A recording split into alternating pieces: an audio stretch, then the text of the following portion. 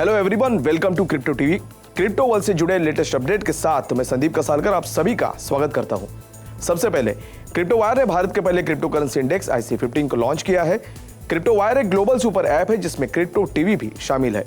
IC15 index का उद्देश्य investors को दुनिया भर के प्रमुख क्रिप्टो एक्सचेंजेस पर listed top 15 widely traded liquid crypto currency के परफॉर्मेंस को ट्रैक करने में मदद करना है।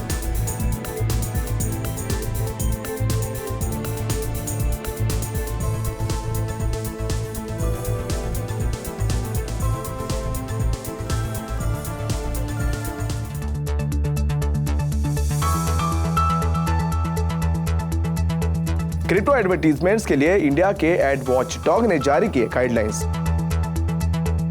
टीसीएस ने मेटावर्स की ओर उठाए इनिशियल वर्चुअल स्टेप्स। ओपनसी पर $3 मिलियन NFT हिस्ट के बाद यूजर एक्टिविटी में देखने मिली 20% तक की गिरावट। इंडिया के फाइनेंस सेक्रेटरी ने कहा, नॉन क्रिप्टो एरियाज में ब्लॉकचेन को बैन करने का नहीं है कोई प्लान। प्रतिबंध ने टाला रशिया यूक्रेन जंग का खतरा, बिटकॉइन बढ़ा $39,000 से ऊपर। राजा रवि वर्मा ने 7 पेंटिंग को किया NFTs के रूप में नीलाम। वेब3 मीम्स के इशुएंस के कुछ घंटों के भीतर इन्वेस्टर्स हुए ड्रग पूल्स के शिकार। टीजर ने कमर्शियल पेपर होल्डिंग्स को किया कम। UST स्टेबल कॉइन को मिला $1 बिलियन। बिटकॉइन रिजर्व के बाद टेरा के ल्यूना में आई 15% की उछाल। एडवर्टाइजिंग इंडस्ट्री के देश के self regulatory organisation the advertising standards council of India ASCI ने क्रिप्टो या वर्चुअल डिजिट एसेट्स में संबंधित एडवर्टीजमेंट्स के लिए गाइडलाइंस जारी किए हैं, जो 1 अप्रैल को या उसके बाद लागू होंगे। प्राइमरी गाइडलाइन के लिए आवश्यक है कि virtual digital assets, VDA products और VDA एक्सचेंजेस या VDS की विशेषता वाले सभी एडवर्टीजमेंट्स, ये सभी डिस्क्लेमर इस तरह से हो कि क्रिप्टो प्रोडक्ट्स और NFTs अनरेगुलेटेड है और हाईली रिस्की भरे हो सकते हैं। इस तरह के ट्रांजैक्शन से किसी भी नुकसान के लिए कोई रेगुलेटरी रिकोर्स नहीं हो सकता है। गाइडलाइंस के अनुसार करेंसी, सिक्योरिटीज, कस्टोडियन और डिपॉजिटरीज शब्दों का इस्तेमाल VDA प्रोडक्ट्स या सर्विसेज के एडवर्टीजमेंट्स में नहीं किया जा सकता है, क्योंकि कंज्यूमर्स इन शर्तों को रेगुलेटेड प्रोडक्ट्स के साथ जोड़ते हैं। गाइडलाइंस ये भी चाहते हैं कि VDA प्रोडक्ट्स की लागत या प्रॉफिटेबिलिटी में क्लियर, एक्यूरेट, सफिशिएंट और अपडेटेड इंफॉर्मेशन हो। ASCI के चेयरमैन सुभाष कामत ने कहा कि उन्होंने गाइडलाइंस को तैयार करने के लिए गवर्नमेंट और वर्चुअल डिजिटल एसेट इंडस्ट्री सहित डिफरेंट स्टेक होल्डर्स के साथ एक्सटेंसिव कंसल्टेशंस किया है। इंडिया की सबसे बड़ी सॉफ्टवेयर निर्माता टाटा कंसल्टेंसी सर्विसेज बढ़ती दिलचस्पी के बीच मेटावर्स की ओर कदम बढ़ाने के लिए इन्वेस्ट कर रही है। Tata consultancy head of business and technology services Krishnan Ramanujan ने एक पब्लिकेशन को बताया कि कंपनी ने उस कस्टमर्स के लिए एग्रीमेंट प्रपोजल जारी किया है जो हाल के समय में छोटे हैं, लेकिन अगले 5 साल में उनकी बढ़ने की संभावना है। IT कंपनीज के लिए मेटावर्स एक महत्वपूर्ण अवसर प्रदान करता है। बड़े पैमाने पर पैंडेमिक की वजह से क्लाउड एडॉप्शन में तेजी आई है। मेटावर्स के लिए पॉपुलर इस्तेमाल का मामला शॉपिंग और वर्कप्लेस एक्सपीरियंस है। TCS पहले ही एम्प्लॉय ऑनबोर्डिंग और कस्टमर एक्सपीरियंस के लिए प्रूफ ऑफ कंसेप्ट बना चुकी है, जहां कंपनी ने एक स्मॉल पायलट किया है और प्रोजेक्ट प्रोडक्शन में भी है। Third party blockchain tracking services के अनुसार 3 दिन पहले हुई $3 मिलियन की नॉन फंजिबल हिस्ट के बाद ओपनसी मार्केट प्लेस पर यूजर की एक्टिविटी में तेजी से गिरावट आई है। ओपनसी प्लेटफॉर्म 2 दिनों से हमले को बेअसर करने और यूजर्स के फंड्स की सुरक्षा पर काम कर रहा था। प्लेटफॉर्म पर एक्टिविटी कम से कम 20% की गिरावट आई है और 7-डे ट्रेडिंग वॉल्यूम में पर डैप रडार 37% की गिरावट देखने मिली है।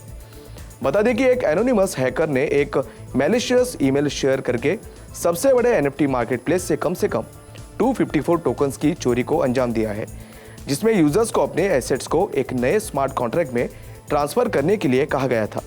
ऐसे में कुल 17 बड़े ट्रेडर्स को हैकर फंसाने में कामयाब रहा।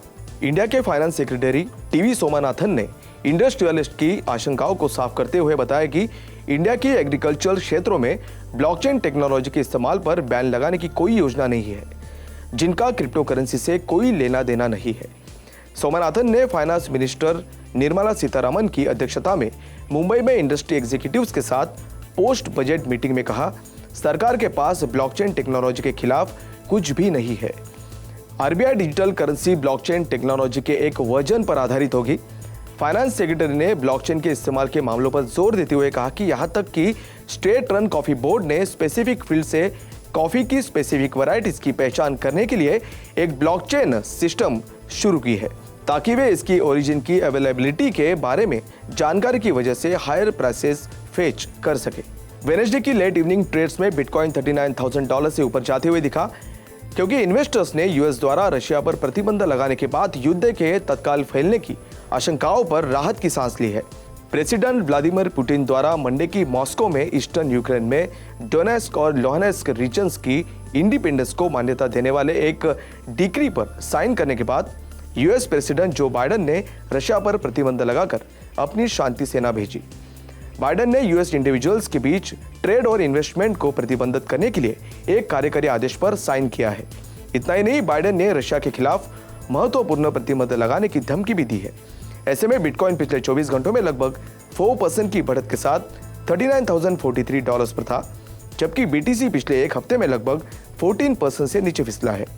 इथर मार्केट कैप से हिसाब से दूसरी सबसे बड़ी करेंसी $2,741 पर थी, जो उसी समय के दौरान 5% से ज्यादा था। जाने माने इंडियन पेंटर और आर्टिस्ट राजा रवि वर्मा की 7 पेंटिंग्स की नीलामी पिछले हफ्ते एनएफटी के रूप में एक ऑनलाइन मार्केट प्लेस आर्टिस्टिक पर आर्ट्स फाउंडेशन गैलरी जी और राजा रवि वर्मा हेरिटेज फाउंडेशन के साथ साझेदारी में की गई थी। वर्मा के इंडियन गॉड्स और गॉडेसेस के 5 लिथोग्राफ्स $999 के रिजर्व प्राइस से ऊपर बेचे गए, जिसमें से लक्ष्मी लिथोग्राफ पर सबसे ज्यादा $2,150 की बोली लगी, जिसकी कीमत लगभग 1.6 लाख थी। वर्मा की 2 आइकॉनिक पेंटिंग्स द कुकेट और रिक्लाइनिंग नायर लेडी, जिन्हें नेशनल ट्रेजर्स भी माना जाता है, वो अनसोल्ड रही। वही कॉकेट की कीमत $74,999 थी और रिक्लाइनिंग नायर लेडी की कीमत $63,999 थी। राजा रवि वर्मा की ग्रेट ग्रैंड डॉटर और उनके एपोनिमस फाउंडेशन की चेयरपर्सन रुक्मिनी वर्मा ने माना है कि वो एनएफटी ऑक्शंस की सेल्स को नहीं समझती है, लेकिन उन्हें लगता है कि राजा रवि वर्मा की पेंटिंग और प्रिंट डिजिटल रूप में आज के समय के अनुसार भी रहनी चाहिए।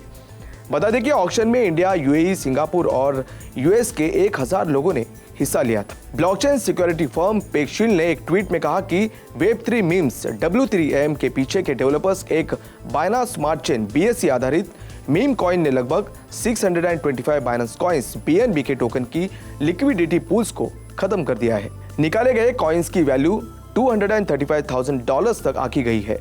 Web3 meme token early Asian hours के दौरान बनाया गया था और कुछ ही समय बाद BSC बेस पैनकेकस्वैप पर लिस्टेड किया गया था।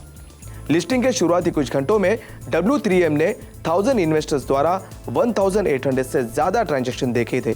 हालांकि एनोनिमस डेवलपर्स ने W3M की ट्रेडिंग लिक्विडिटी को शुरू करने के कुछ 5 घंटे के बाद बंद कर दिया, जिसके जरिए इस रग पुल को अंजाम दिया गया था। रग पुल के बाद W3M की प्राइसेस 0 के करीब पहुंच गई। लेटेस्ट अटेस्टेशन रिपोर्ट के अनुसार largest stable coin issuer teether ने 2021 की लास्ट क्वार्टर में अपने कमर्शियल पेपर होल्डिंग्स में 20% या $6.2 बिलियन से ज्यादा की कटौती की है। स्टेबल कॉइन इश्यूअर की कमर्शियल पेपर होल्डिंग 3 महीनों में दिसंबर तक गिरकर $24.2 बिलियन हो गई, जो पिछली अवधि में $30.5 बिलियन थी। वही टीदर ने भी ड्रामेटिकली अपनी कैश असेट्स को $7.2 बिलियन से घटाकर $4.2 बिलियन कर दिया। इसके बजाय कंपनी ने ट्रेजरी बिल्स जैसी शॉर्ट टर्म गवर्नमेंट सिक्योरिटीज की अपनी होल्डिंग को लगभग 2 गुना करके $19.4 बिलियन से $34.5 बिलियन कर दिया। फरवरी 2021 में न्यूयॉर्क अटॉर्नी जनरल के साथ अपने समझौते के हिस्से के रूप में ज्यादा ट्रांसपेरेंट होने के एक तरीके के रूप में टेदर को अपनी एसेट्स और लायबिलिटीज के क्वार्टरली अटेस्टेशंस जारी करने की जरूरत है। आज के लिए बस इतना ही। क्रिप्टो वर्ल्ड से जुड़ी नई खबरों के साथ बने रहिए क्रिप्टो टीवी के साथ। तब तक के लिए मैं संदीप कसालकर आपसे विदा लेता हूं। नमस्कार।